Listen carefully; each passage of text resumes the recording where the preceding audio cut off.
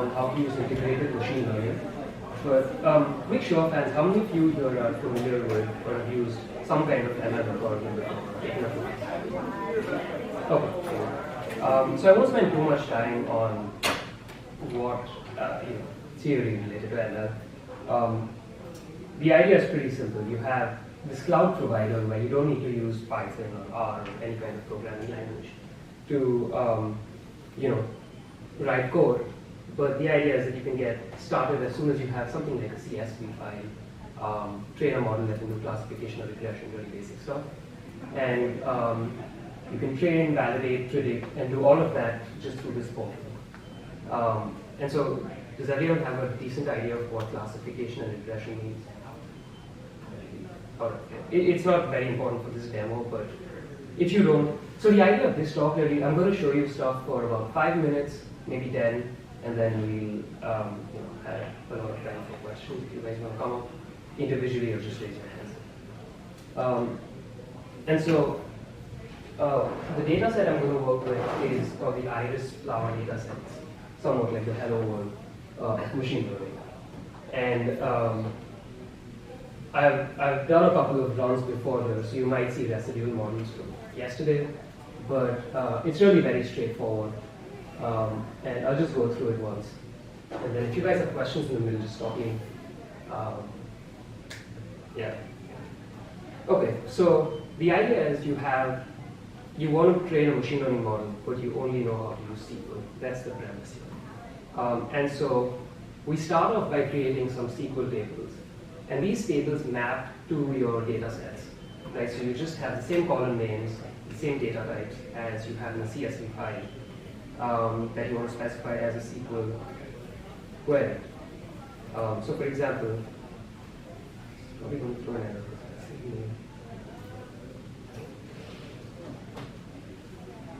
Let's say I want to create a table that has these four parameters: settle length, width, petal length, and width, and then my label column, which is the class of the flower. And let's say this is the name of the table. So, assuming most of you know how to use SQL, this should be fairly simple. If not, again, you can ask me.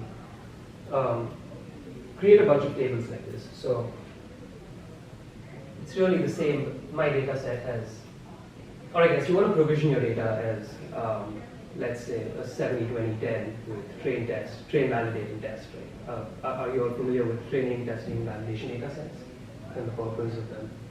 Okay, cool. It's just to repeat, validation is important because you want to know how well your model is doing before you actually send it out. And you definitely want to do that on some kind of held out data. So make sure that you have data held out for that.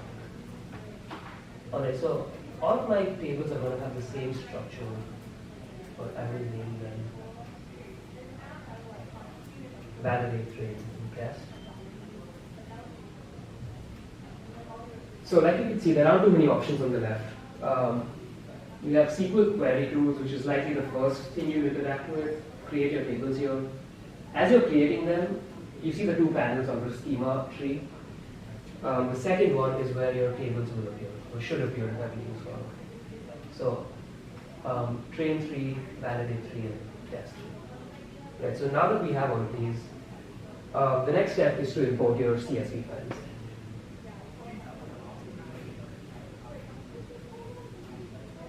I have a question. Quick question. So you first created the columns, then you are importing the CSV file? Yeah, correct. Yeah, You want to have the structure of the table. Yeah, exactly. You want to have the exact same structure to which your data can be mapped. If not, then. So basically we are mapping it, right? Mm-hmm. Okay, so we created the columns and that exact sort of columns should be there in our CSV file so it can exactly map to it. Correct. Okay, thank So you. it's okay if you have different names because there'll be you get a chance to rename the columns, but you likely will have the same names anyway because you're creating a new table, right? So you can just create the columns with the exact same names as in your CSV file. So if the CSV, if the column names in the CSV file are like have a dot, I think that's not allowed. There's sometimes the name can be not valid valid SQL names. So you might have to change the name to your CSV file to make it easier to import, or, you know, so anyways, that's just a little caveat.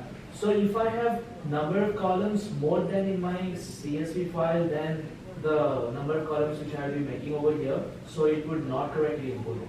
Yeah, and there's no purpose of doing that because the tables you're creating here are just to hold this. Oh, just I'm saying, if Yeah. by chance or by Yeah. mistake if I do it, so it won't take it, right? Actually, It might. yeah, it might accept it, but you'll see when you look at the data in the table, you'll see one column full of numbers. And most likely, if that even goes through the ML algorithm, will ignore it because it doesn't have data in it. But yeah, you want to try and keep your data as sanitized. Yeah, that's a good point. Thanks. So we have, we've created our tables and now there are these, the CSV files here that I'm going to import and map to each of these tables. So I skipped a step where I upload the files because I already have them uploaded, but that's what you guys will do. And then this one's the train, so you map it to train. And my CSV files look like this. They're really simple, but the structure should be similar to what most of them would use. So you have, typically you have a header. If you don't, then you don't select that option. And you have the columns that you're going to use as to train, right? And this is the label column, the independent ones. So our file does have a header row. In my case, the field names do match. If they don't, then you reorder them here accordingly. But in my case, they all match. And I don't want to skip any of the rows here. So you just import it. And it tells you how many rows are updated and the table to which the file was mapped. And then you do that again with validation table. So let's validate 3. Same thing, import. Of course, here the column separator, if you guys noticed, was a comma because we're using CSVs. And then we have test.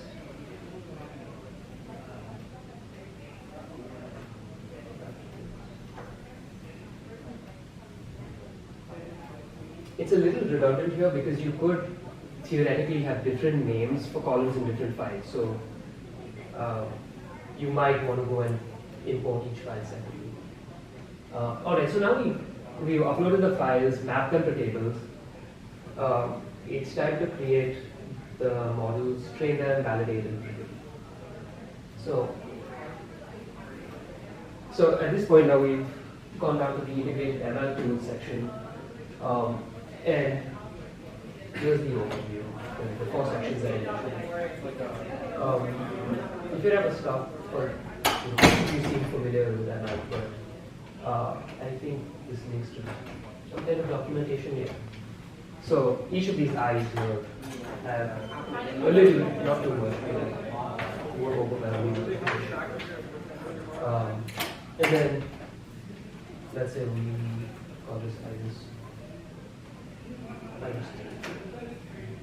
And now we pick the table that you want to train on, which is train 3. And the field to predict. So this is where you have to, in our case it's class, because we want to predict the type of flower. And create a model. And this is almost instantaneous. You can see a model created here. If you want to see the code that goes behind creating this model, click on edit in SQL editor. And that's really the simple command that's being used. Okay, so we created iris 3. Now the model to be trained is iris 3 there, and the label column here is class.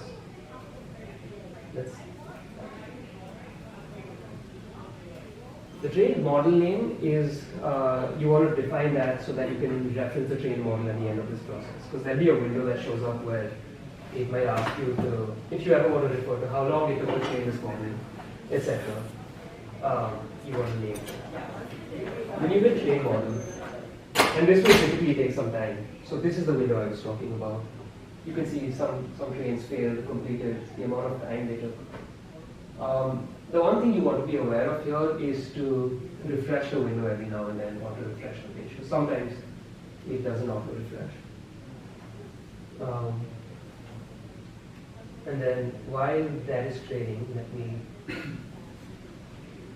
just fill in these fields.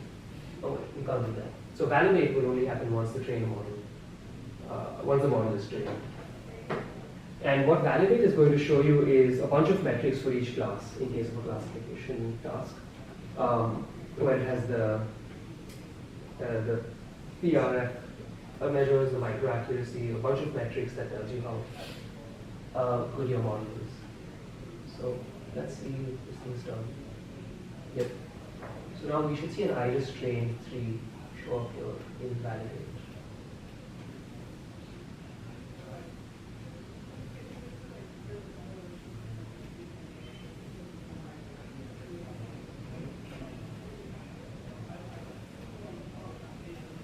There.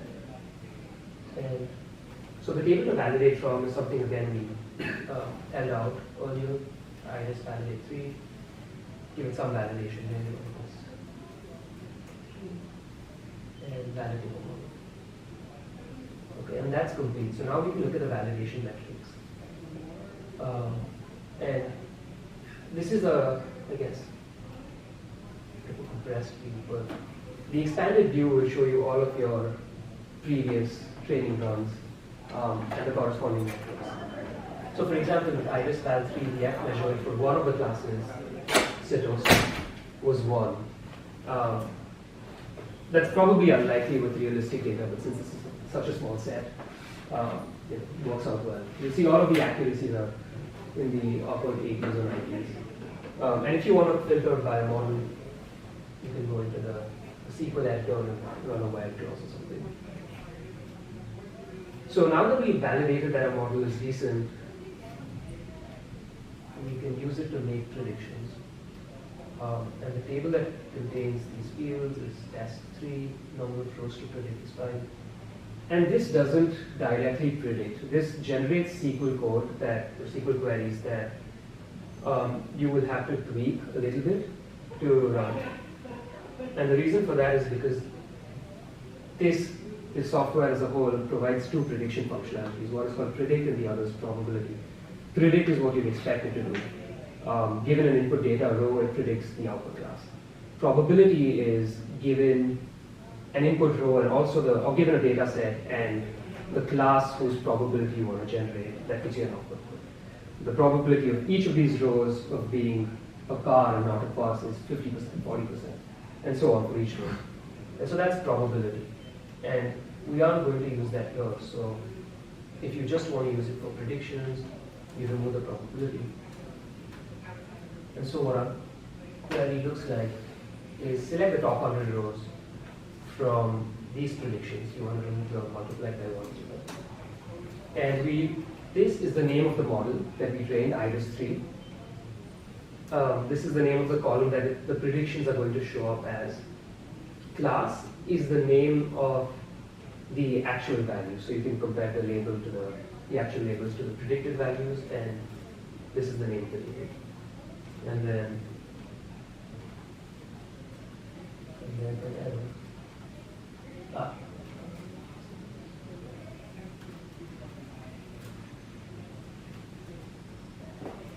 Yeah. So most of these are probably similar. You have the predictions here and the actual labels here.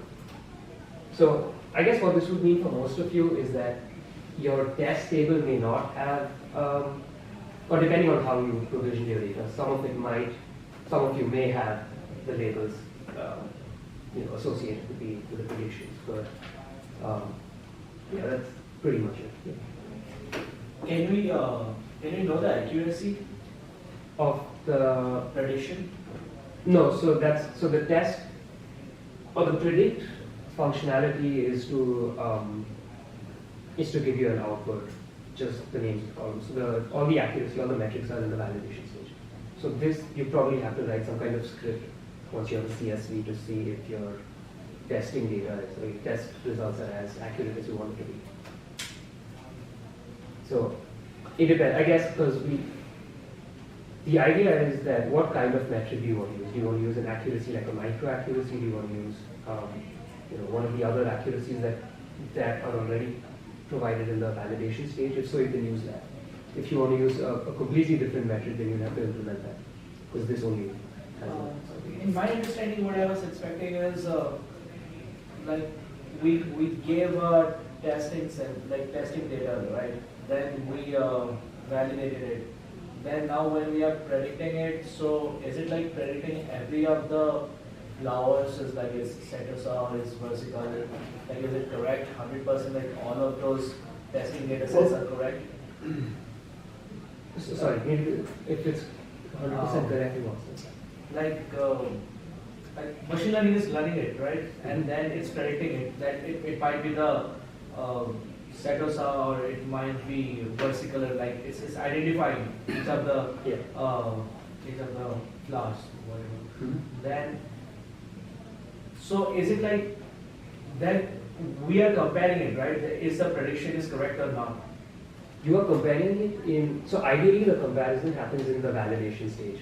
So if you were to, if I didn't want to show you guys this step and I had enough data, I would have thrown, if I didn't have enough data, I would have thrown all of these correct labels, these ones, into the validation stage. And that would have given me an accuracy, which is probably what you're referring to. And then you would have seen, you know, is this good enough for me? If it was, let's say it was above 95%, you were happy with it. You came to this stage, and at that point, now you have data, real data that you want to predict, and you didn't have the actual values. You would have just got a set of predictions, and you would have to believe them without having something to compare. So, I guess the answer to your question, whether we can, you know, how can you tell how good the predicted model or the trained model is, happens in the validation stage. Does that make sense? Yes. So there is a way, like with the probability function, maybe if the probability is kind of low, you know, that's kind of sometimes a class membership measure. So if it's really high probability, that means the model is really confident of its prediction. So at predict time, even if you don't know the real answer, you can look at the probability and kind of make a determination whether you believe whether the model is very confident of its stuff.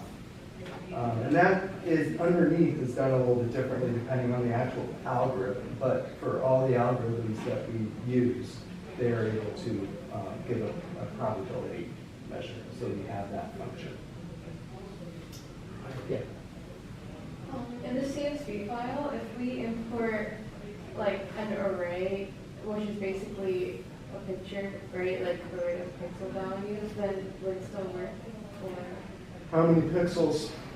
What's the limit? Probably not. So if this is really for tabular data. Okay.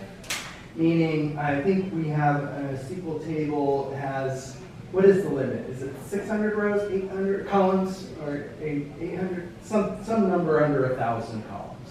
Okay. Usually an image is going to have many more pixels than that. Okay. So if you still are able to think in, you know, you want to use this tool, as I've been telling people, what you would do is feed your image to another neural network, one of these like YOLO or, you know, an image backbone, essentially. Right. And get the hidden values, the hidden layered activations. Mm-hmm. And those can give some information, and that's a much less number. Maybe it's 100 units in that layer. Mm-hmm. You would take those numbers and put those in a table. And then you would build a model on top of there. That would be one way to use this, you know. And then you could also use those hidden layer activations and some other information that you had. You could put in columns that you knew about the image, like something about where it was collected or in an angle of the camera or whatever, or how fast, you know, those types of things. Mm-hmm. And then use all that information that's kind of multimodal now into ML learning. Okay, and then for the CSV file, how many, like what's the recommended minimum amount of data for training? I mean, it's good to have at least 1,000 rows. Mm-hmm. Okay. Can you generate data, or do you have? Yeah, if you can generate data, that's good. Or how much data do you have? Because yeah, we were using like pictures from an already like set database. So they had plenty of data, so I'm not sure exactly. We're gonna have to like tweak it a bit. Sure. Yeah. Yeah. Yeah, that would be kind of shoehorning it into this thing to be a part of this challenge. And happy to see those efforts. Okay. Absolutely. That's innovation in itself. Because I'm saying this out loud, but I haven't actually done that. And I know that's a technique that people use, but it may need some tweaking to actually get that to work. Got it. Awesome. Thanks. Yeah. Yeah, go ahead. Just wondering how you adapt your finished SQL model into your API, because I'm kind of just looking at documentation. I know you provide multiple languages support, but have you have any user cases where you can call an API that pull the generated, like for example, the predicted data value from your cloud service to the application? So you should, with the DB API. So Yeah, I'm using, DB API is good. So what are you thinking? So it's all just SQL though, and then DB API will pull things back. I don't know, does it use Pandas or how do the things come back? I don't even remember how that. I think it's like an embedded SQL. So are you using, is yours a Python application? Yeah, I guess for backend we're using Node for Python. Oh, so, okay, there's a Node driver as well, there's a Python driver. Right, that's what I found. Yeah, and so for example, the Python driver is called DB API, and what you do is, there's a documentation page, the last tab there, so they have the exact steps. But the idea is you pip install the read file that's associated with the driver. So you install the driver, or you download the driver, pip install it. In your Python application, that's assuming you have a virtual environment or something, you pip install it there. So now your Python applications are aware of the driver. And then you import iris or iris5 or something like that. That's also given. Yeah, okay. Yeah. And then once you have that, then you can create a statement that sort of selects, just as a select query on your predictions. However, the uploading of the file, unfortunately, at this point, has to be done manually. So you have to, But your application might be able to do like insert insert into the table. And then you could do a select on that with the predict thing to get the prediction back. Okay, So like if the user is entering the thing that they want to predict, you can just insert it, predict from there, and then pull it. Yeah. Okay. Yeah. Yeah, typically you have like some process just feeding a bunch of data in, and then, and you would just have like a user ID, do a select on that, and, but. Okay. We're just thinking about automating this process of using this and the application. Awesome. Yeah, someone said they got it to work. I don't know, maybe that was you on Slack, and I was like, come and show us how you did it. So I don't know, maybe we'll get some examples of people in connection with them. But. You just answered my question. I was wanting to ask how to customize, like the model. How do we choose what model we want, like the accuracy and everything? So, how do you, so if you train multiple models, how do you pick one of those? Or the training parameters, like I was mentioning to you. Yeah. So there's documentation I was going to show you. Really, for this, the most useful thing would be, okay. So I can just point you to the documentation. I'm not sure if you've gotten to this. I can't remember where it might have it, but it's kind of like. Let's get into there. I mean, this is really hard to get to, so I'm not sure what the best way to send you this. Are you on the Slack channel? Did we Slack with each other? Or? Oh, okay, so let me just try to do this. It's easy to do, so I just can't.